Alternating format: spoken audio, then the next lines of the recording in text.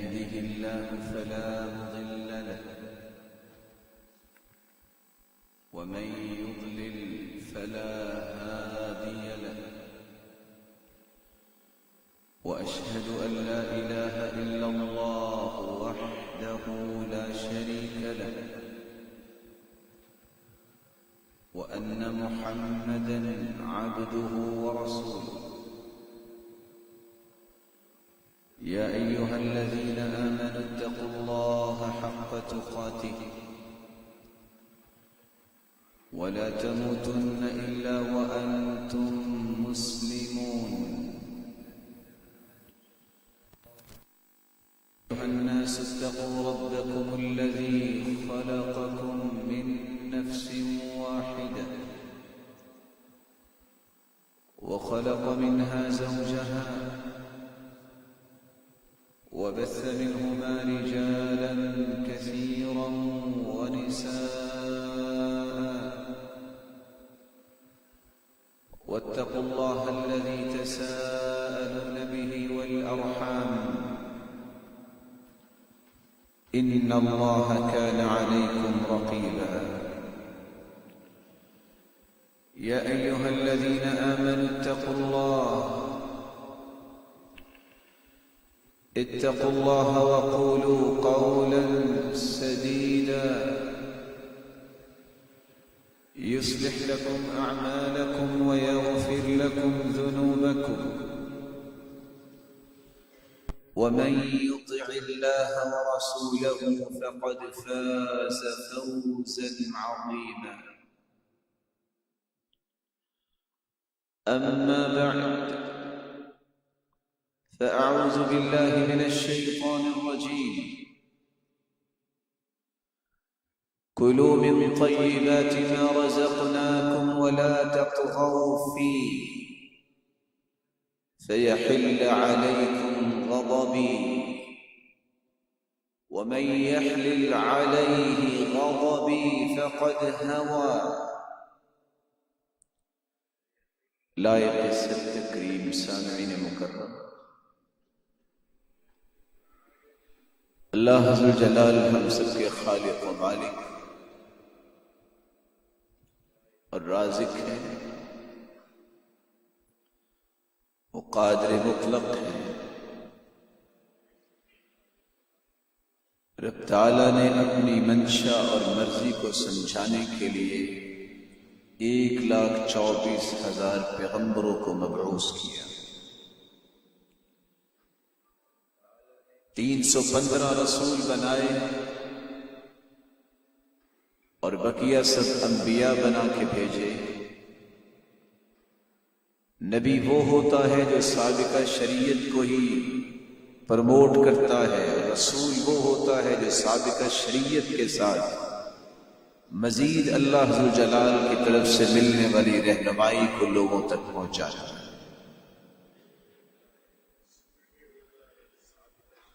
رب تعالیٰ نے اپنے پیغمبروں اور رسولوں کے ذریعے جہاں یہ بات سمجھائی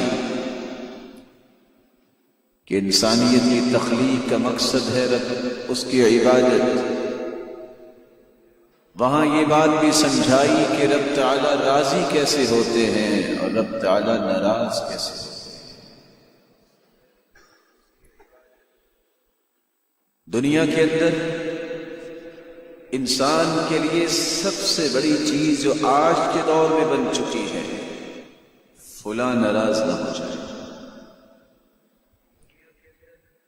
میرا والد ناراض نہ ہو جائے، میرے بھائی ناراض نہ ہو جائے، میرا معاشرہ ناراض نہ ہو جائے۔ کس انداز سے اس ناراضگی سے بچنے کے لیے رب کو بھی ناراض کر بیٹھتا ہے، اور ساتھ دلیل بھی دیتا ہے کہ رواداری ہونی چاہیے۔ رواداری کے نام پہ رب تعالیٰ کی ناراضگیوں، رب تعالیٰ کے غضب کو دعوت دینا، اس کے لیے کوئی حیثیت نہیں رکھتا، پرواہ نہیں کرتا۔ دنیا کے اندر کوئی ناراض ہو جائے تو زیادہ سے زیادہ کلام چھوڑ دے گا، رب تعالیٰ اگر ناراض ہو گئے اور غضبناک ہو گئے کسی پر تو سب سے پہلے اپنی رحمت سے اسے محروم کر دیں گے. اور اللہ کی رحمت ہے، اس کی توفیق ہے کہ میں اور آپ اللہ کا نام لیتے ہیں. رب تعالیٰ جب کسی سے ناراض ہو جاتے ہیں تو پھر فرشتوں کو بھیج کے یہ نہیں کہتے کہ اس کے گھر میں کوئی مال پڑا ہے تو اس کو مٹی بنا دو، کھانے کی چیز ہے تو وہ ضائع کر دو. رب تعالیٰ اسے اپنے دربار سے دھتکار دیتے ہیں. رب تعالیٰ جب ناراض ہو جاتے ہیں تو انسانی زندگی پہ جو دوسرا اثر آ جاتا ہے وہ دنیا کی نظر میں بھی برا انسان بن جاتا ہے. جس طرح اللہ ذو جلال کی پھٹکار اس پہ پڑتی ہے دنیا والے بھی اسے دھتکار دیتے ہیں. رب تعالیٰ جب کسی پہ ناراض ہوتے ہیں تو صرف اپنی رحمت سے ہی دھتکارتے نہیں، لوگوں کے سامنے بھی اسے مجرم نہیں بناتے، بلکہ قیامت سے پہلے پہلے ہی اس جرم کی سزاؤں کو بھگتنے کے لیے اس کو کھلا چھوڑ دیا جاتا ہے. وہ رب کی سزاؤں کو بھی بھگتتا نظر آتا ہے، وہ لوگوں کے ہاتھوں سے سزائیں بھی بھگتتا نظر آتا ہے. رب تعالی ہمیں ہر قسم کی سزا سے محروم فرمائے اور محفوظ فرمائے، اور رب تعالی ہمیں اپنی رحمت کے سائے تلے رکھے. کون سے ایسے لوگ ہیں جو ان تینوں رب تعالیٰ کے فیصلوں کے مستحق بنتے ہیں؟ سب سے پہلا وہ انسان جس کو پیدا اللہ نے کیا، جس کو رزق اللہ نے دیا، جس کو نعمت رب تعالیٰ نے عطا کی، لیکن سب کچھ دیکھنے، سننے، مشاہدہ کرنے، حقیقت کو جان لینے کے بعد بھی وہ رب کے سوا کسی اور کو بھی اپنی عبادت کا مستحق سمجھتا ہے، وہ رب کے سوا کسی اور کو بھی بگڑی بنانے والا سمجھتا ہے، وہ رب کے سوا کسی اور کو بھی کرنے والا سمجھتا ہے. اللہ کے مقابلے میں ایسا شخص اللہ ذو جلال کے غضب کا مستحق بن جائے. ان الذين اتخذوا العجل سينالهم غضب من ربهم وذلة في الحياة الدنيا وكذلك نجزي المفترين.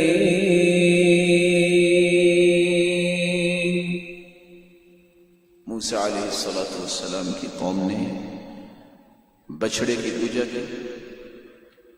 رب تعالیٰ فرماتے ہیں جنہوں نے بچڑے کو اپنا معبود بنا لیا اللہ کا ان پہ غضب اور قہر نازل ہوا. اور صرف رب تعالیٰ کا قہر نازل ہی نہیں ہوا بلکہ اللہ نے ان کو دنیا میں بھی ذلیل کر دیا. اور جو اپنے پاس سے اس طرح گھڑ لیتے ہیں افکار اور گھڑ لیتے ہیں اپنی زندگی کے طریقے، ان کو ہم بدلہ اور سزا ایسے ہی دیا کرتے ہیں. دوسرا بدبخت جو رب تعالیٰ کی رحمت سے دھتکارا جاتا ہے، رب کے غضب کا مستحق بن جاتا ہے، جو اللہ ذو جلال کے سامنے جھکنے کی بجائے، مسجدوں کو آباد کرنے کی بجائے وہ قبروں کو سجدہ گاہ بنا لیتا ہے. عطا ابن یسار رضی اللہ تعالی عنہ بیان کرتے ہیں رسول اللہ صلی اللہ علیہ وسلم نے فرمایا ہر جانے والے کی یہ خواہش ہوتی ہے میرا کوئی نام لینے والا پیچھے سے ہو، لیکن اللہ کے محبوب کے الفاظ پہ غور کیجئے. اس مبارک ہستی نے پوری زندگی توحید کی لاج کیسے رکھی؟ کیا فرمایا؟ اللہم لا تجعل قبری وثنا یعبد. اے اللہ میری قبر کو بت نہ بنانا کہ لوگ اس کی بھی پوجا کرنے لگے۔ اشتد غضب اللہ على قوم اتخذوا قبور انبیائهم مساجد۔ اللہ کا قہر اور غضب ان لوگوں پہ ہوتا ہے، ایسی قوم پہ جو اپنے انبیاء کی قبروں کو مسجدیں بنانے تھے۔ قرآن مجید اس حقیقت کو بیان کرتا ہے کہ اللہ ذو جلال کی نشانیوں کے آ جانے کے بعد جو اللہ نے آیتیں اتار دی ہیں، ان نشانیوں کا انکار کرنا اور اللہ ذو جلال کی نشانیوں کی قدر نہ کرنا، نہ شکری کرنا، یہ بھی اللہ ذو جلال کے قہر اور غضب کا سبب بنتا ہے۔ ضربت علیہم الذلۃ اینما ثقفوا الا بحبل من اللہ وحبل من الناس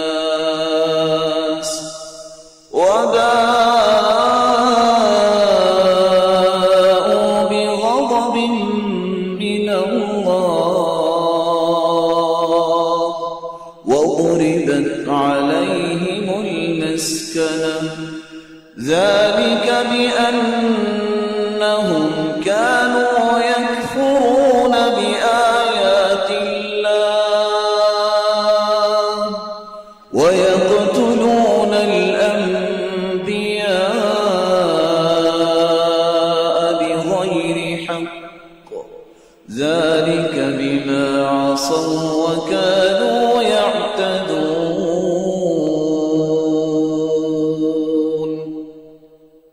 ضربت عليهم الذلة أينما ثقفوا، جہاں بھی ایسے لوگ جاتے ہیں ان پہ ذلت اور رسوائی اللہ ذو جلال کی طرف سے ڈال دی جاتی ہے۔ اللہ تعالیٰ کی رحمت کے سائے سے جو نکلا اس پہ ذلت اور رسوائی چھا جاتی ہے، اور اللہ کا قہر لے کے الگ ہوتا ہے اللہ کی رحمت سے انسان۔ سبب کیا ہے؟ یہ ذلت اور رسوائی اس پہ کیوں آتی ہے؟ رب تعالیٰ کے قہر کا یہ مستحق کیوں ٹھہرایا جاتا ہے؟ یکفرون بآیات اللہ، اللہ کی آیتوں کو آ جانے کے بعد، اللہ تعالیٰ کی نشانیوں کے آ جانے کے بعد وہ اس کا کفر بھی کرتا ہے، اس کی ناشکری بھی کرتا ہے۔ ایک وہ آیات ہے جس کو قرآن کہتے ہیں، ایک وہ نشانیاں ہیں جس کو اللہ ذو جلال کے پیغمبر نے صحابہ کو سمجھایا۔ شعائر اللہ، اللہ ذو جلال کے جو شعائر ہیں، یہ مسجدیں، یہ دین کی درسگاہیں، بیت اللہ سب سے پہلے، مسجد نبی، یہ مسجد بیت المقدس، یہ مسجد قباء، یہ سب شعائر ہیں اللہ ذو جلال کے۔ اور امام شافعی رحمت اللہ علیہ بھی کہا کرتے تھے کہ علماء بھی اللہ کی نشانیاں ہیں، شرط یہ ہے کہ عالم ربانی ہو۔ وَمَن يُعَظِّمْ شَعَائِرَ اللَّهِ فَإِنَّهَا مِن تَقْوَى الْقُلُوبِ، ان کا بھی احترام وہی کرتا ہے جس کے دل میں تقوی ہوتا ہے، دوسرا شخص ان کا احترام نہیں کرتا۔ رب تعالیٰ کے فیصلوں کو جو قبول نہیں کرتا، رب کے قہر کا وہ بھی مستحق نہیں۔ فیصلے تو اللہ کے نافذ ہوں گے۔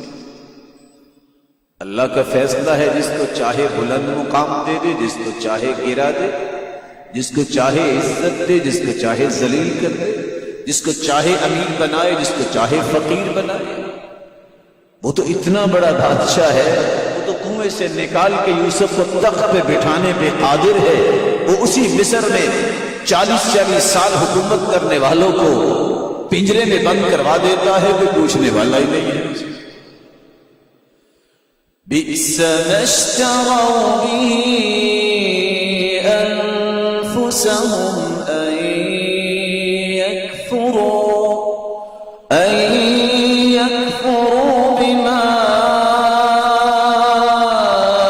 انزل الله بغيا بغيا أن ينزل الله من فضله على من يشاء من عباده فباءوا بغضب على غضب وللكافرين عذاب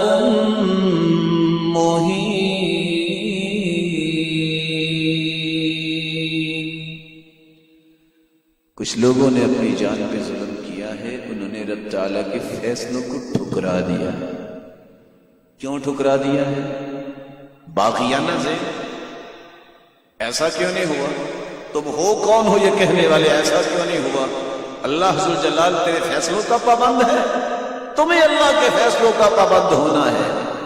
بغیا ان ينزل اللہ من فضلہ علی من یشاء من عبادہ، وہ جس کو چاہے پیغمبر اس نے بنایا، جس کو چاہے فضل سے نوازے، جس کو چاہے جو مرضی نعمت عطا کرے۔ تم کون ہو؟ تیرے مشورے کی ضرورت تو نہیں ہے رب تعالیٰ کو، وہ فعال لما یرید ہے، جو چاہتا ہے کرتا ہے۔ لا يسأل عما يفعل وهم يسألون، جو وہ کرتا ہے دنیا کی کوئی طاقت نہیں ہے کہ اس کو سوال کر سکے کہ یہ کیوں ہوا ہے۔ فیصلے اس کے نافذ ہوتے ہیں، اس لیے اس کے فیصلوں پہ راضی ہو جانا یہی اصل خوش نصیبی ہے۔ جو راضی نہیں ہوتا، ایک تو راضی ہو کے محروم ہوا، دوسرا رب کا قہر اس انسان پہ پڑتا ہے۔ اس لیے رسول اللہ صلی اللہ علیہ وسلم نے فرمایا تھا، سیدنا ابو ہریرہ رضی اللہ تعالی عنہ سے مروی ہے، من اراد ان يعلم ما له عند الله فلينظر ما لله عنده، جو شخص جاننا چاہتا ہے کہ اس کا رب کے ہاں مقام کتنا ہے، اپنے دل سے ہی پوچھ لے کہ اللہ کے فیصلوں پہ یہ دل راضی کتنا ہے۔ جتنا یہ دل راضی ہے اتنا ہی اس کا مقام اللہ کے ہاں۔ رسول اللہ صلی اللہ علیہ وسلم کے پاس ایک شخص آیا، آپ نے کچھ باتیں کی، اس نے دو خواہشوں کا اظہار کیا۔ میرا جی چاہتا ہے کہ میں پوری دنیا سے بڑھ کے عبادت گزار بن جاؤں۔ فرمایا بن سکتے ہو، اتق المحارم تکن اعبد الناس، حرام چیزوں سے بچ جاؤ، رب تعالیٰ تجھ سے بڑا کوئی عبادت گزار نہیں ہے۔ بس اللہ کی حرام کردہ چیزوں سے بچ۔ اللہ کے پیغمبر ایک اور بھی خواہش ہے، میرے صحابی بتائیے، میرا جی چاہتا ہے کہ میں دنیا میں سب سے امیر بھی بن جاؤں۔ فرمایا بن سکتے۔ وارض بما قسم اللہ لك تکن اغنى الناس، رب تعالیٰ نے جو تجھے عطا کر دیا ہے اس پہ راضی ہو جاؤ، تجھ سے بڑا دنیا میں کوئی امیر نہیں۔ پانچواں وہ بدبخت جو رب تعالیٰ کے قہر کا مستحق بنتا ہے، جو اپنی خواہشوں کو، اپنی پسند کو رب کی پسند پہ ترجیح دیتا ہے۔ بھلا خالق کی پسند سے انسان مخلوق کی پسند زیادہ اچھی ہو سکتی ہے؟ ایسا نہیں ہوتا۔ اس لیے سلف کہا کرتے تھے، جب میری پسند کے مطابق اللہ مجھے عطا کر دیتے ہیں مجھے ایک خوشی ملتی ہے، اور جب نہیں ملتا تو مجھے دو خوشیاں ملتی ہیں۔ ایک تو اللہ ذوالجلال کی پسند کو میں نے لے لیا، اور دوسرا ضرور اس میں کوئی نقصان تھا جس سے اللہ نے مجھے بچا لیا۔ وَإِذْ قُلْتُمْ يَا مُوسَى لَن نَّصْبِرَ عَلَى طَعَامٍ وَاحِدٍ فَادْعُ لَنَا رَبَّكَ يُخْرِجْ لَنَا مِمَّا تُنبِتُ الْأَرْضُ مِن بَقْلِهَا وَقِثَّائِهَا وَفُومِهَا وَعَدَسِهَا وَبَصَلِهَا قَالَ أَتَسْتَبْدِلُونَ الَّذِي هُوَ أَدْنَىٰ بِالَّذِي هُوَ خَيْرٌ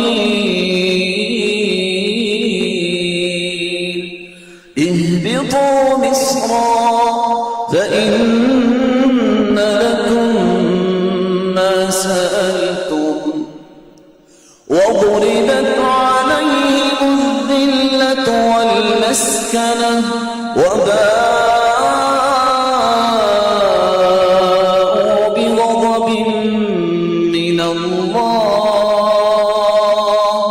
ذلك بأنهم كانوا يكفرون بآيات الله ويقتلون النبيين بغير الحق ذلك بما عصوا وكانوا يعتدون.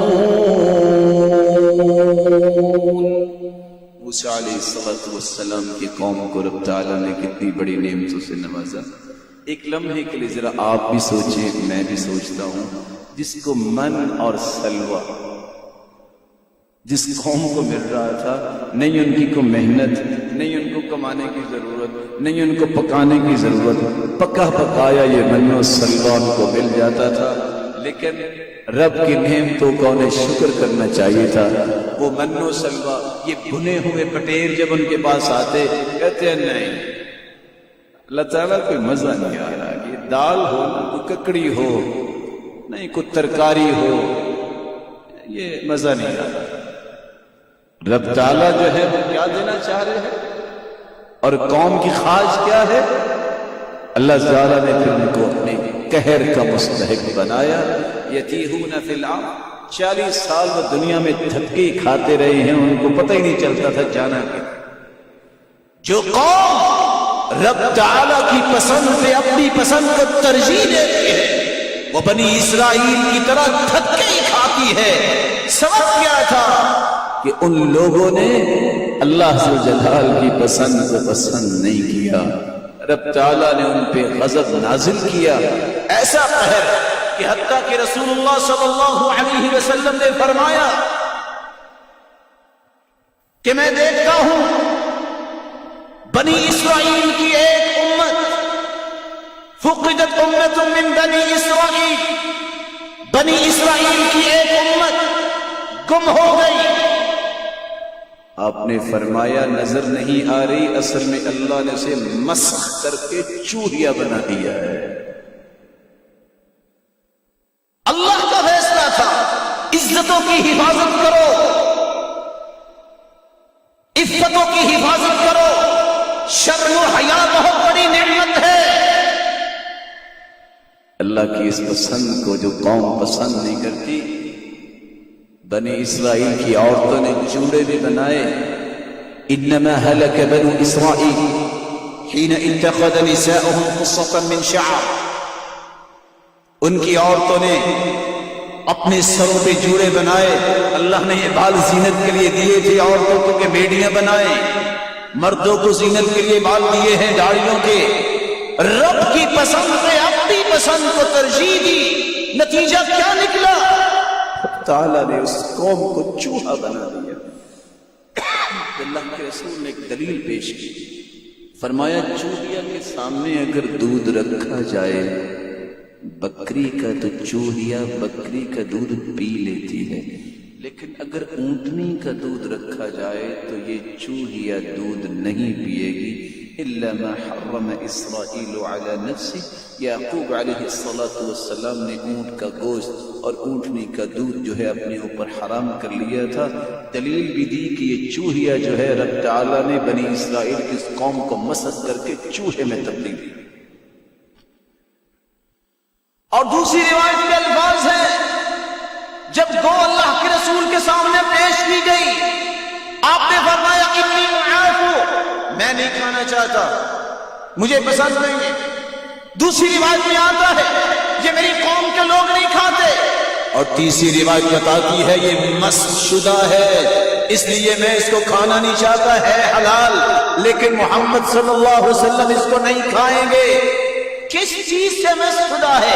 انسان تھے، رب تعالیٰ کی پسند سے اپنی پسند کو زیادہ اچھا سمجھا، اللہ تعالیٰ نے مسخ کر کے اس کو گو بنا دیا. چھٹا وہ بدبخت انسان جو اللہ عز و جلال کے قہر کا مستحق بنتا ہے وہ شخص ہے۔ اللہ عز و جلال ہمیں محفوظ فرمائے جو اپنے آپ کو سب سے بڑا بادشاہ کہلوانے کی تڑپ اور ذوق اور شوق رکھتا ہے کہ میرے جیسا کوئی بادشاہ نہیں ہے۔ عبداللہ ابن عمر رضی اللہ تعالی عنہ فرماتے ہیں رسول اللہ صلی اللہ علیہ وسلم نے فرمایا اشتد غضب اللہ على رجل تسمى ملك الاملاک، سب سے بڑا غضب اور قہر نازل اس پہ ہوتا ہے جو کہتا ہے کہ میں ملک الاملاک و بادشاہوں کا بادشاہ ہوں۔ لا ملک الا للہ، بادشاہی جو ہے وہ اللہ کے ہاتھ میں ہے۔ جب ساری دنیا کو رب تعالیٰ ملیا میٹ کر دیں گے، پانی پانی ہو جائے گا، کوئی چیز بچے گی نہیں، اس وقت اللہ فرمائیں گے لمن الملک اليوم، لمن الملک اليوم، بولو آج کس کی بادشاہی ہے؟ کون بولے گا؟ سب تو اس وقت ختم ہو چکے ہوں گے۔ رب تعالیٰ قرآن میں خود فرماتے ہیں للہ الواحد القہار، اللہ سے جلال خود فرمائیں گے بادشاہت تو اللہ قہار کی ہے، جس کے قہر کا سبب بنتا ہے وہ جو اللہ کی برابری کرنا چاہتا ہے، اور وہ القابات جو اپنے لیے پسند کرتا ہے جو رب تعالیٰ کے لیے ہونے چاہیے۔ اللہ سے جلال ہمیں محفوظ فرمائے۔ ساتواں وہ بدبخت انسان جس کو اللہ کا قہر ملتا ہے۔ رسول اللہ صلی اللہ علیہ وسلم نے فرمایا ایسا ظالم حکمران جو اپنی رعایا پہ ظلم کرتا ہے یہ بھی اللہ کے قہر کا مستحق۔ ثلاثۃ یبغضهم اللہ، تین قسم کے لوگ رب تعالیٰ کے قہر کے مستحق ہیں۔ الفقیر المختال، ایسا فقیر جو تکبر کرتا ہے بھی فقیر اور پھر بھی تکبر تو وہ کرے نا جس کے پاس کچھ ہے، تیرے پاس تو ہے بھی کچھ نہیں۔ الشیخ الزانی، ایسا انسان جو بوڑھا ہو گیا پھر بھی زنا کرتا ہے، یہ کام تو غلطی ان سے ہوتی ہے جن سے جوانی سنبھالی نہیں جاتی، اب تو سبب ہی نہیں بچا۔ والامام الجائر، ایسا بادشاہ جو ظالم ہے، ظلم تو وہ کرتا ہے بڑا منصب لینے کے لیے، جس کو اللہ نے بادشاہی بنا دیا ہے، باقی کیا بچا ہے؟ تینوں کے تینوں اسباب چیک کیجئے۔ فقیر ہے، سبب کوئی نہیں ہے تکبر کا، پھر بھی تکبر کرتا ہے۔ بوڑھا ہے، سبب کوئی نہیں ہے، اب تو تمہیں قبر کی طرف جانا ہے، اب تو اللہ سے ڈر جاؤ۔ ظالم ہے اور ہے بھی بادشاہ، یہ ظلم تو عام لوگ کرتے ہیں، بادشاہوں کو تو نہیں کرنا چاہیے۔ رب تعالیٰ کے قہر کے مستحق ہے یہ تینوں لوگ۔ اللہ سے جلال مسلمانوں کو محفوظ فرمائے۔ آٹھواں وہ بدبخت جس کو اللہ ذو جلال کا قہر ملتا ہے۔ رسول اللہ صلی اللہ علیہ وسلم نے فرمایا جس کو گھمنڈ ہے، غرور ہے، تکبر ہے، منصب کا، عہدے کا، مال کا یا کسی بھی چیز کا، رسول اللہ صلی اللہ علیہ وسلم کا فرمان ہے من تعظم فی نفسه او اختال فی مشیته لقی اللہ وهو علیہ غضبان۔ جو شخص اپنے آپ پہ بہت اپنے آپ کو بڑا سمجھتا ہے اور اپنی چال میں تکبر پیدا کرتا ہے، لقی اللہ وهو علیہ غضبان، جب رب تعالیٰ کو ملے گا تو رب کا قہر ہوگا اس پہ۔ قہر کی کیفیت وہاں کیا ہوگی؟ قیامت کے دن پہلی مصیبت دنیا میں اذا مشت امتی مطیقا، جب میری امت کے لوگ بازو کھول کھول کے لوگوں پہ روک جمانے کے لیے تکبر اور گھمنڈ اور غرور کرتے ہوئے چلیں گے، سلط شرارها علی خیارها، پہلی مصیبت دنیا میں آئے گی، نیک لوگوں پہ بد لوگ مسلط کر دیے جائیں گے، شریر لوگ نیک لوگوں کے اوپر مسلط کر دیے جائیں گے، اور قیامت کا دن ہوگا یحشر المتکبرون، تکبر کرنے والوں کو اکٹھا کیا جائے گا کہ امثال الذر، اور کس طرح اکٹھا کیا جائے گا؟ چیونٹیوں کی شکل میں، اور اور پوری کائنات جمع ہوگی قیامت کے دن، ان کو چیونٹیوں کی طرح اپنے پاؤں سے روندتے چلے جائیں گے۔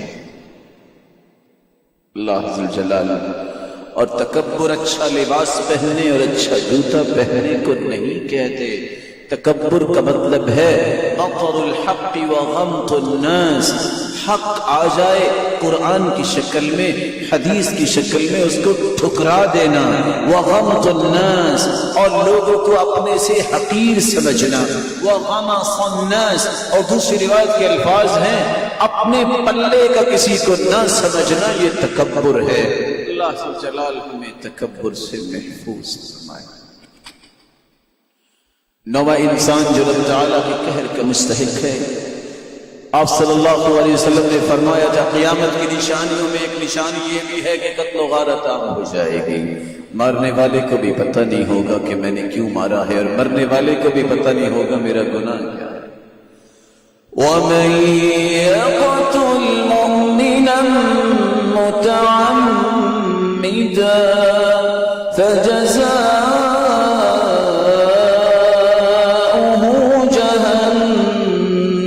خالدا فيها وغضب الله عليه ولعنه وأعد له عذابا عظيما۔ جو شخص کسی کو ناحق قتل کر دیتا ہے اور سمجھتا ہے اور ناحق قتل جان بوجھ کے کرتا ہے، ایسے شخص کے بارے میں اللہ تعالیٰ نے اعلان کیا کر دیا، فَجَزَاؤُهُ جَهَنَّمُ، اس کا ٹھکانہ جہنم ہے، خالداً فیہا، جس میں وہ ہمیشہ رہے گا، وَغَضِبَ اللَّهُ عَلَيْهِ، رب تعالیٰ کا اس پہ قہر نازل ہوگا، وَلَعَنَهُ، اور اس پہ اللہ تعالیٰ کی پھٹکار ہے، لعنت ہے، وَأَعَدَّ لَهُ عَذَابًا عَظِيمًا، اور رب تعالیٰ نے اس کے لیے دردناک عذاب تیار کر رکھا ہے۔ اللہ جلال ہمیں محفوظ فرمائے۔ بلکہ شریعت کی بات سمجھیے اور اس بات کو سمجھنے کے بعد ایک ارادہ دل میں کیجئے، وہ بات کیا ہے؟ لو ان اہل السماوات والارضین اشترکوا فی دم واحد لأکبهم اللہ فی النار، ساتوں آسمانوں کی نورانی مخلوق اور زمین کی مخلوقات 14 کی 14 طبق اگر ایک مومن کے قتل کا سبب بنے اور اس کو قتل کرے، قیامت کے دن 14 کی 14 طبق رب تعالی جہنم میں لأکبهم اللہ الٹا جہنم میں ڈال دیں گے۔ اس لیے قصد اور ارادہ کیجئے دل میں، زندگی میں کسی کو قتل کرنے کی سوچ نہ پیدا کریں۔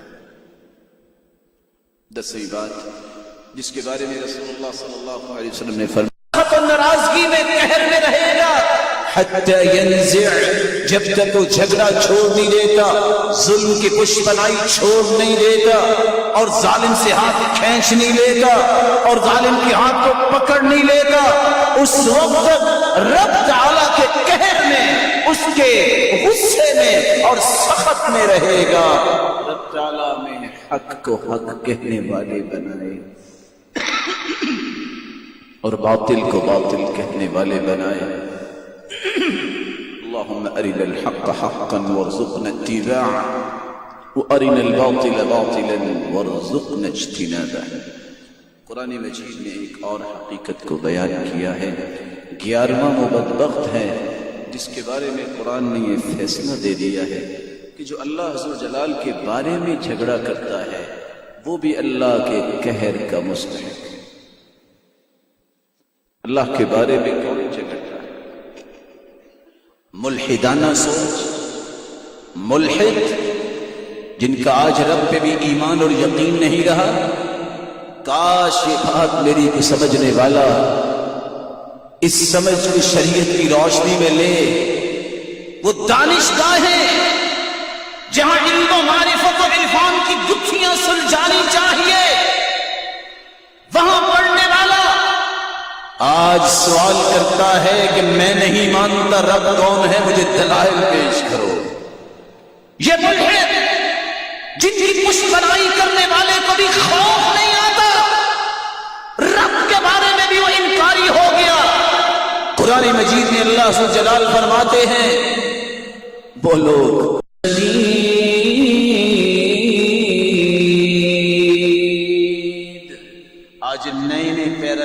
بنا لیے گئے، نئے نئے اپنے وہ پیمانے بنا لیے گئے۔ اور مسلمانوں، آپ پہ جو نوجوان ہے میں ان سے بھی گزارش کروں گا، کوئی بوڑھا ہے جس کا ایمان تو جوان ہے، میں اس سے بھی کہوں گا، اس کی کوئی اولاد میں سے جوان ہوگا، یوتھ کے سامنے، جوانوں کے سامنے 4 فتنے بڑے خوبصورت انداز سے پیش کیے جا رہے ہیں۔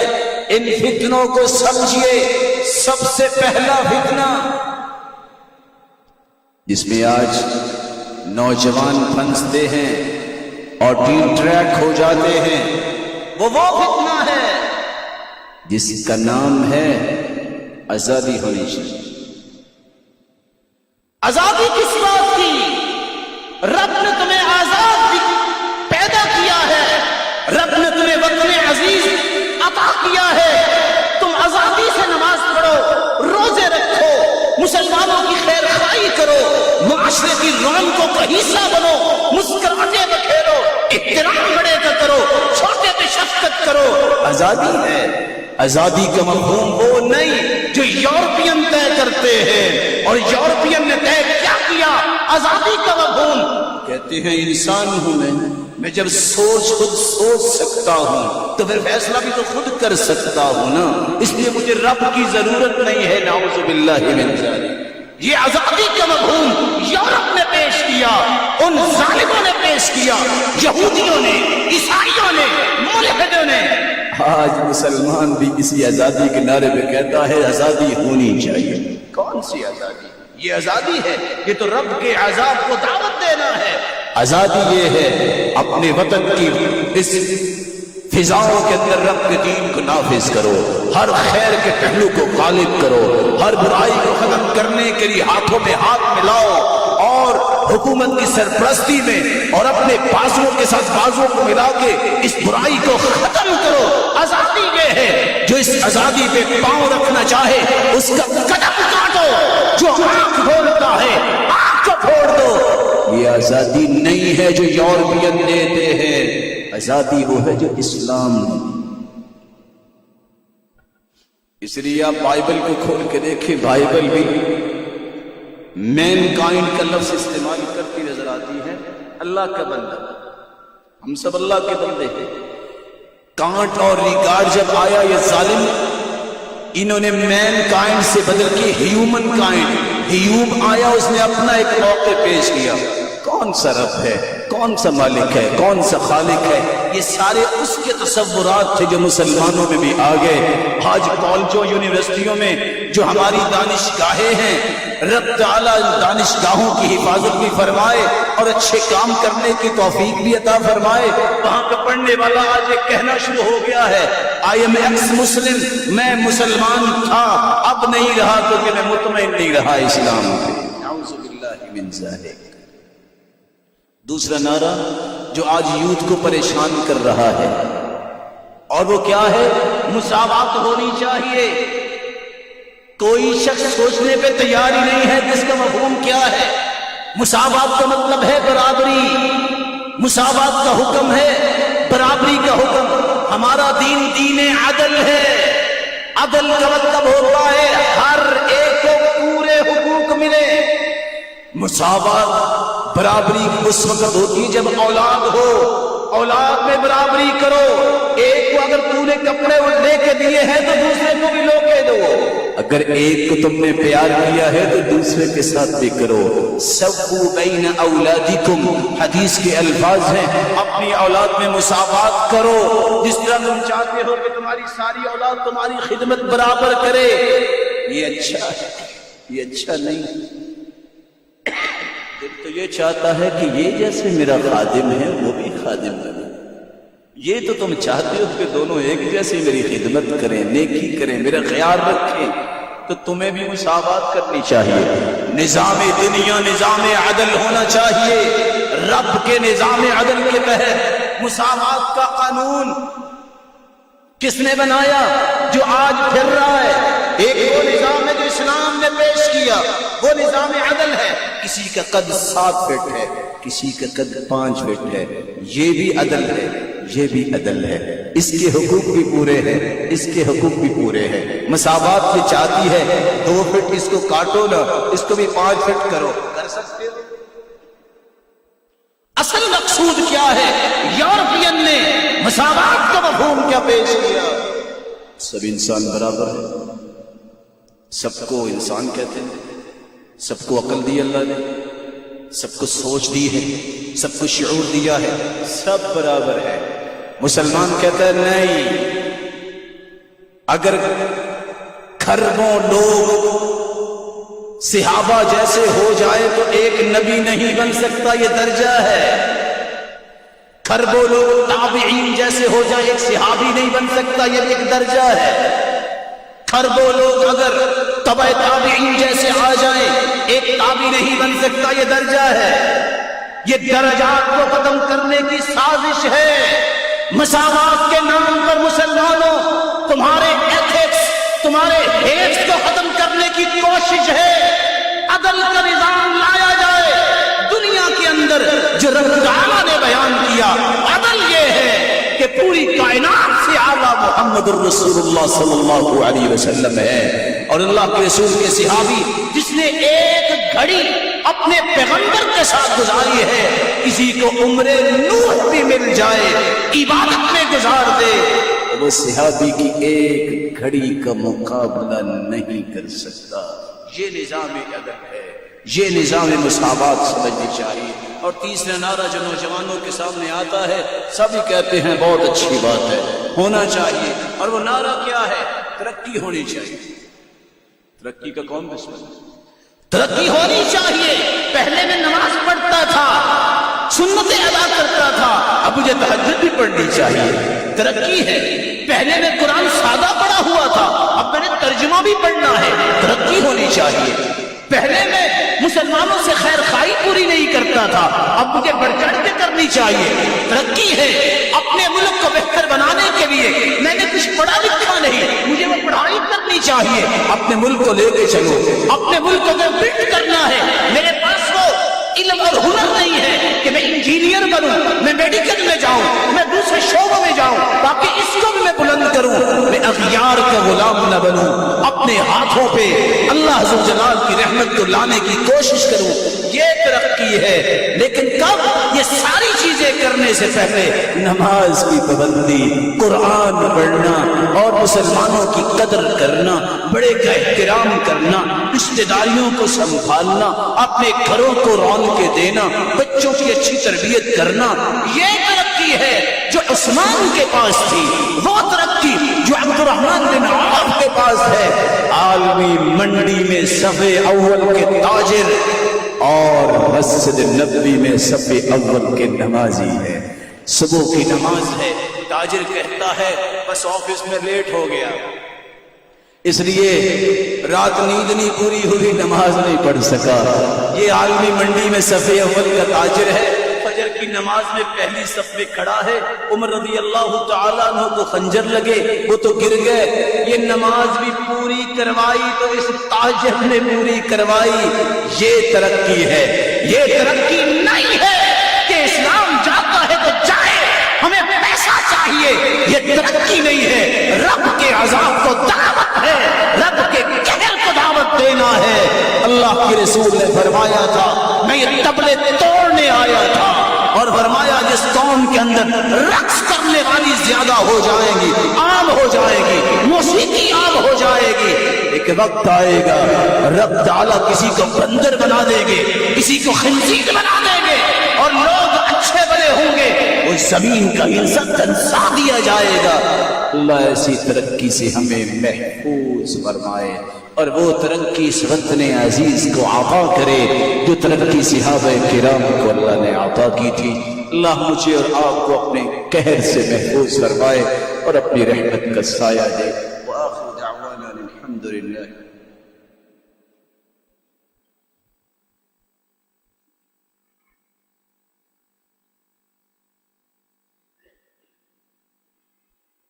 الحمدللہ علی احسانہ، الشكر له على توفيقه وامتنانه، أما بعد فأعوذ باللہ من الشیطان فإنہ عدو للإنسان. رب تعالیٰ کا فرمان ہے کہ جو اللہ کے بارے میں بدظن ہوتا ہے، یہ بدظنی ہوتی ہے انسانوں کے بارے میں.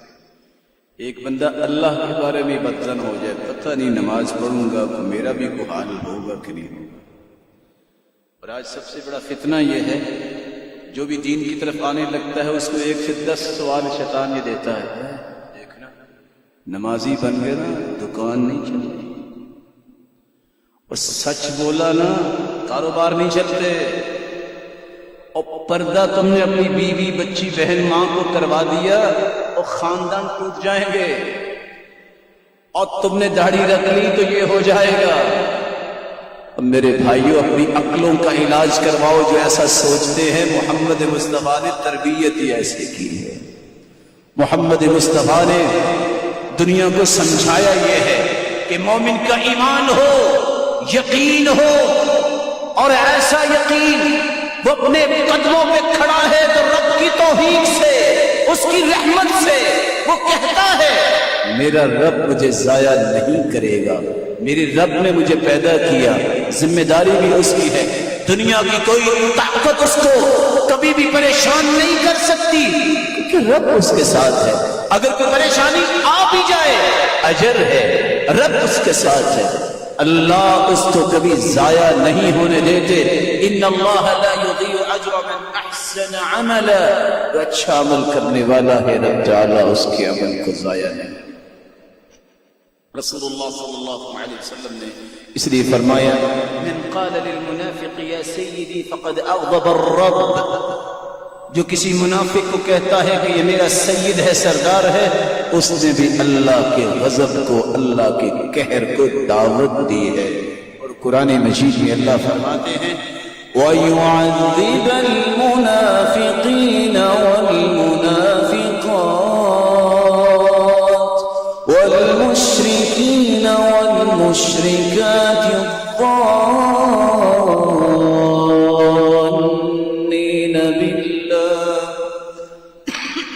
الظَّانِّينَ بالله ظن السوء عليهم دائرة السوء وغضب الله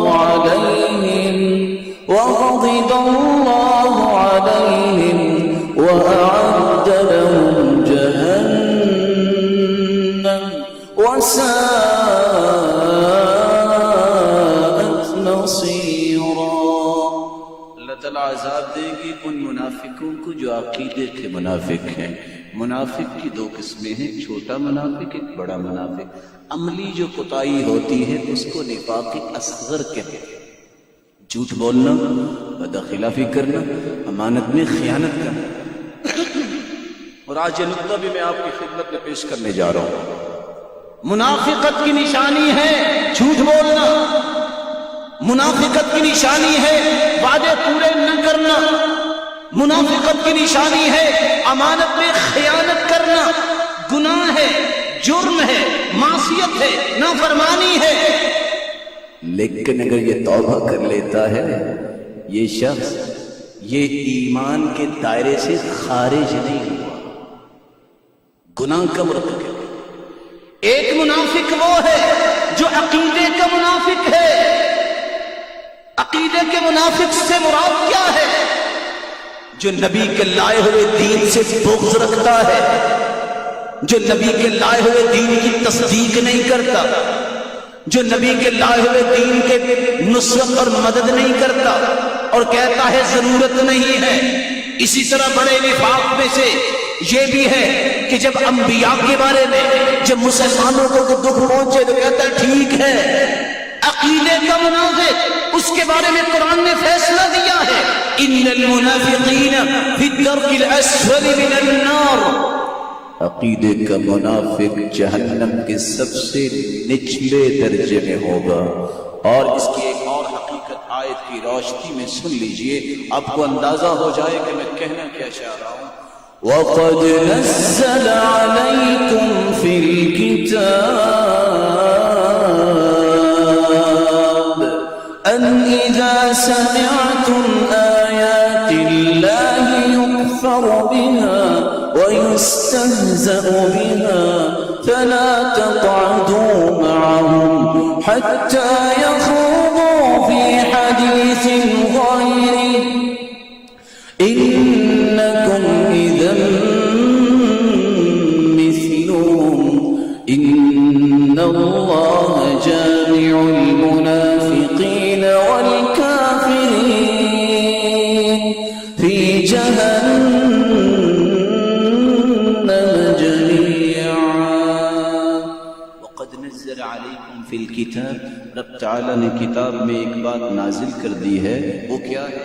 ان اذا سمعتم آیات اللہ یکفر بها، جب تم میں سے کوئی سنے کہ اللہ کی آیتوں کا انکار کیا جا رہا ہے اور اللہ کی آیتوں اور نشانیوں کو ٹھکرایا جا رہا ہے، وَيُسْتَهْزَأُ بِهَا، اور ان کو مذاق کا نشانہ بنایا جا رہا ہے، فَلَا تَقْعُدُوا مَعَهُمْ، ایسی مجلس میں بیٹھنے کی ضرورت تمہیں نہیں ہونی چاہیے، حَتَّى يَخُوضُوا فِي حَدِيثٍ غَيْرِهِ، جب تک یہ بات چھوڑنی نہیں جاتی۔ اگر تم بیٹھے رہے انکم اذن مثلہم، جو وہ گنہگار ہوں گے ایسے کرنے والے، تم بھی اتنے ہی گنہگار ہو گے اس مجلس میں بیٹھنے کی وجہ سے۔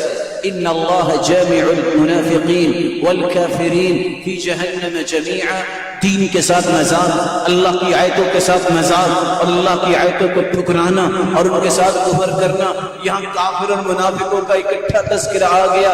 یہ وہ منافق ہے جو عقیدے کے منافق ہے، جو کافروں سے بھی بدتر ہے۔ کافر تو سامنے ہوتا ہے میں نہیں مانتا، یہ منافق ماننے کے ساتھ ساتھ اس کے دل میں وہی کچھ ہوتا ہے کہ کسی طرح دین کی بدنامی ہو، کسی طرح دین نیچے آئے اور اس کی خواہشات اوپر آئے۔ رب تعالی ہم سب کو ایسے کفر اور نفاق سے محفوظ فرمائے، بلکہ امت اسلامیہ کی حفاظت فرمائے۔